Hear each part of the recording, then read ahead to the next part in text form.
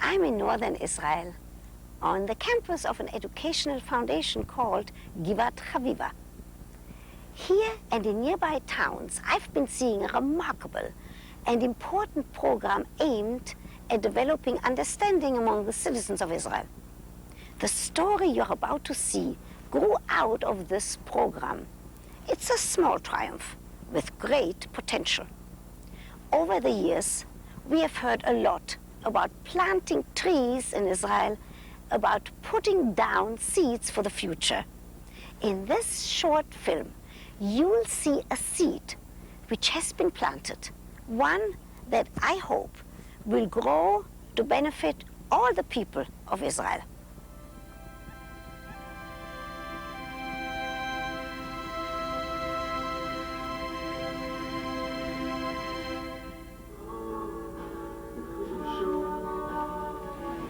My name is Hagar Baruch. I love to travel and I love adventures. I've been in Canada and United States. I love to dance.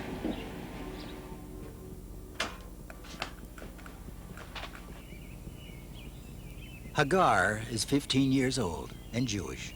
She lives with her family in the northern Israeli town of Afula. Hagar is a typical Israeli teenager. She attends a Jewish middle school here, and much of her life is focused on the friends in her neighborhood.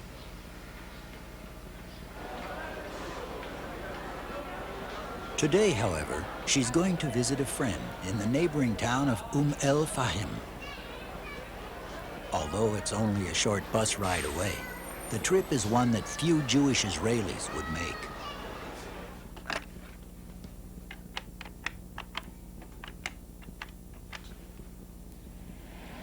My name is Ibrahim. I have 6 brothers, not sisters. I live in Arab town, Fahim. Fahim is 30,000 people. No Jewish live in Fahim. Furiel is also 15, but she is an Israeli Arab living in an Arab town. In Israel, this difference makes her friendship with Hagar an extraordinary occurrence.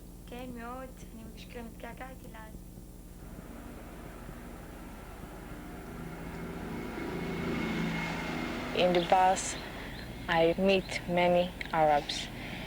I even sit near Arabs. We are just sit and do nothing. They don't bother me and I don't bother them.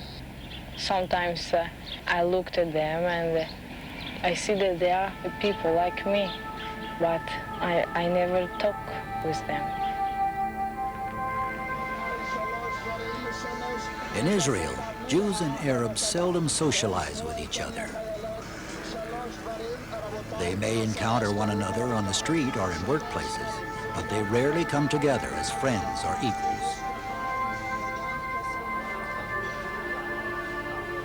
Most Arabs live in villages where Jews do not travel. Their children attend schools which are separate from those of Jewish children.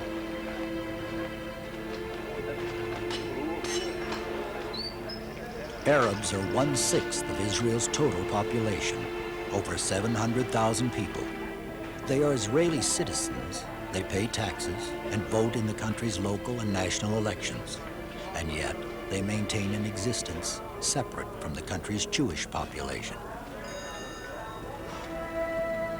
Given Israel's special history, this separation is understandable, yet it threatens the democratic foundation on which the country was founded. In Israel's Declaration of Independence, all citizens are guaranteed equal protection, equal rights, and equal freedoms.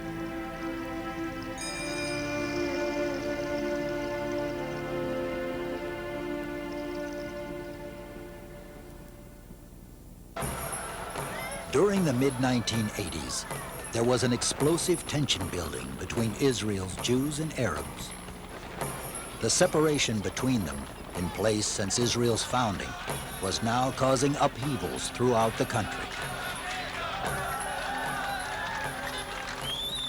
In Israel, children grow up listening to nightmarish stories about Arabs or Jews, watching violence on television and bearing witness to relentless strife. They end up feeling only fear and hatred for one another. And because the children never interact, they have no reason to feel otherwise. Under these volatile conditions, workers at Givat Haviva developed a radical program to promote change. They would bring together young Arabs and Jews face to face and help them confront each other's fears, strengths, and weaknesses.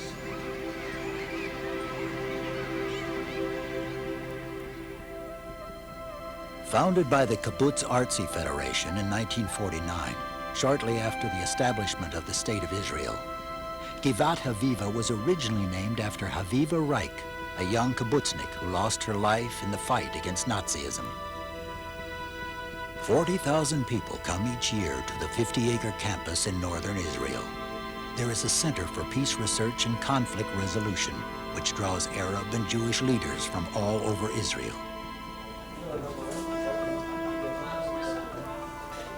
At the Art Center, Jewish and Arab artists study and create side by side.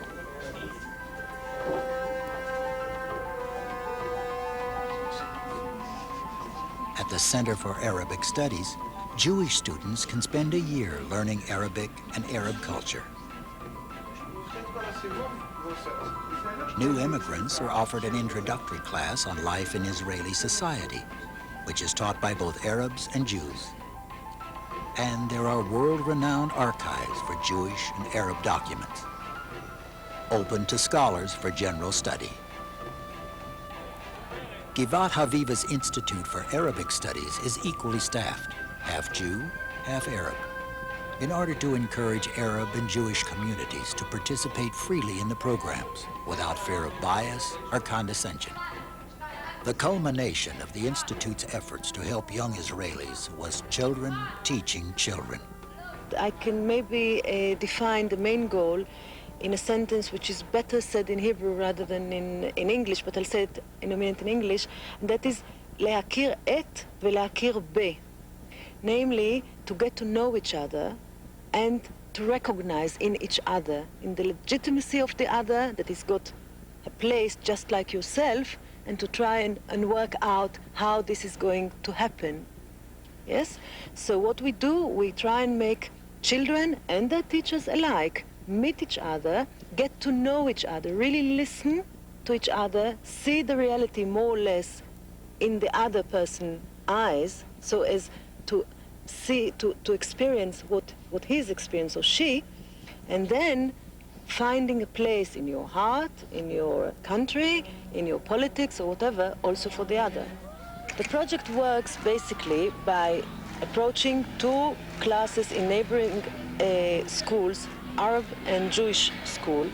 The idea is that eventually, after a preparation period, they meet each other once in a fortnight. Once in a fortnight, the Jews go to the Arab school, and vice versa, once in a fortnight is done by the Arabs.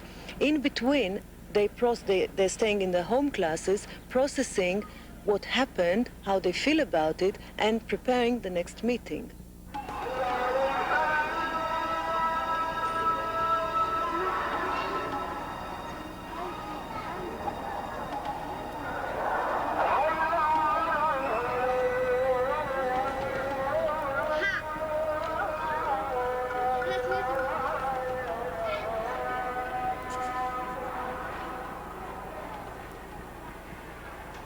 Amongst the first students in local schools to be asked to participate in Children Teaching Children were Hagar and Furiel. At the beginning, I was scared and my parents were scared. And the teacher explained us what we are going to do in the project. And but after they said, we are going to meet the Arabs in Fahem, everyone said in my class, no, I don't want to be in this project. I hate Arabs. I just hate them because they hurt my my people, and that's the reason I hate them. My teacher came and asked, what do you think about this project? I said, I hate the Jewish. I didn't want to join in this project. Hagar and Furiel's reaction to the proposed meetings between their classes is typical and indicates the depth of the tension between the two communities. Hagar.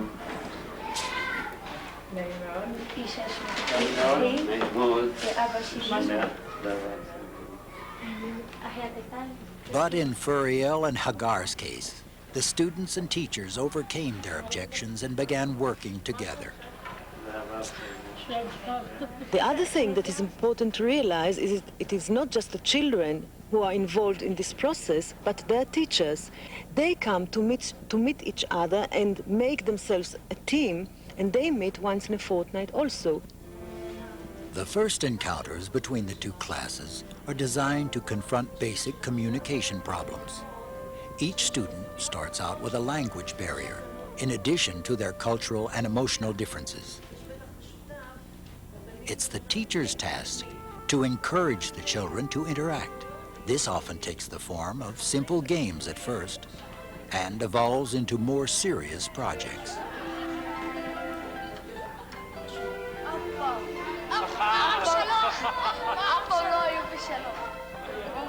Here the students pair up, Arab and Jew together.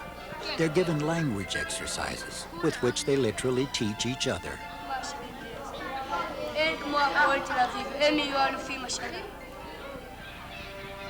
To broaden the students' interactions with one another, Givat Haviva incorporates field trips and special play days into their program.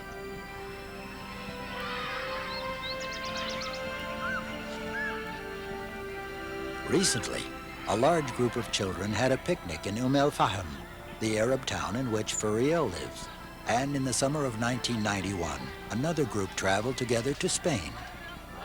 Given the level of mistrust with which the students begin the Children Teaching Children program, their outings together are impressive. These activities demonstrate that it's possible for children to relate to one another given the opportunity.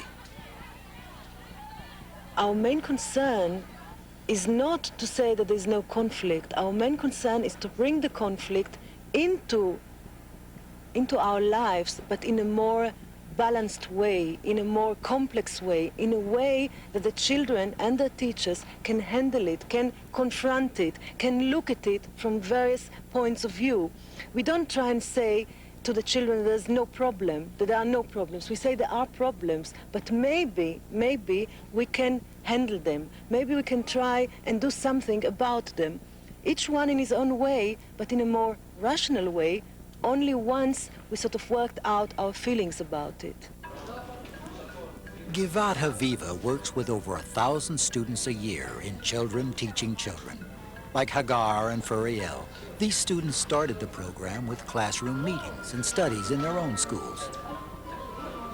Now they meet together twice a month over 1 or 2 school years. One of the benefits of this program, which somehow we didn't realize at the beginning, is the effect that it has on children and their teachers, regardless of the Arab-Jewish conflict or relationship. Both children and the teachers becomes what we call in Hebrew the opposite of Rosh Katan, that is small-minded. They become very involved, very active, both in school life and in the general social life of the school and sometimes of the community. More open, more asking, more concerned, if you want, a better citizens.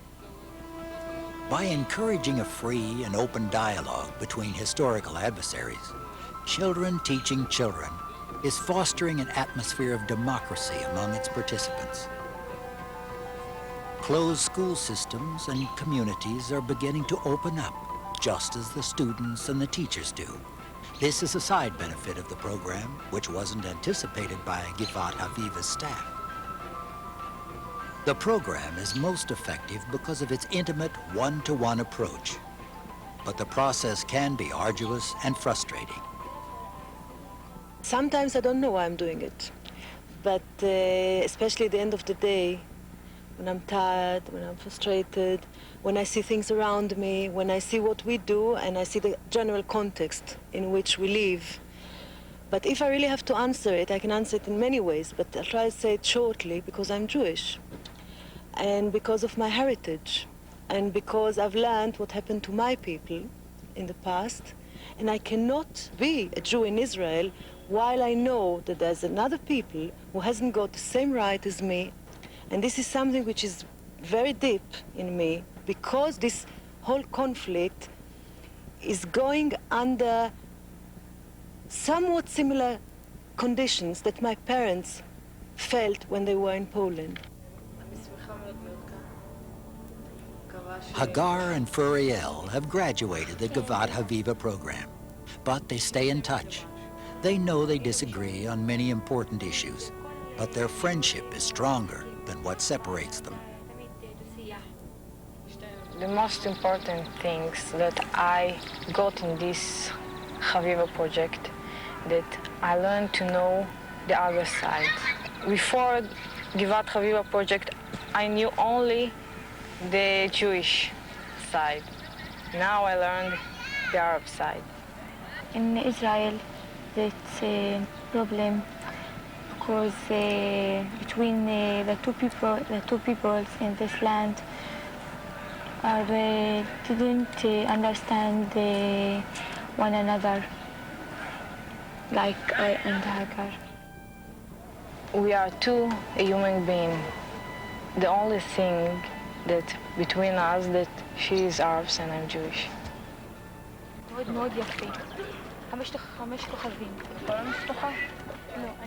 I want to continue in this project. This project is very, very important for me. We must to make things from this project. My opinions after this project changed about Arabs. And now I'm just a child. I don't know what I can to do, but maybe in my future I will do something that will change the situation between the Arabs and the Jewish. Givat Haviva's philosophy is that peace can only be achieved when Jews and Arabs can understand each other. Young Israelis like Hagar and Furiel were given the tools to develop that understanding, and friendships like theirs, which seem so insignificant, may ultimately be the key to Israel's future.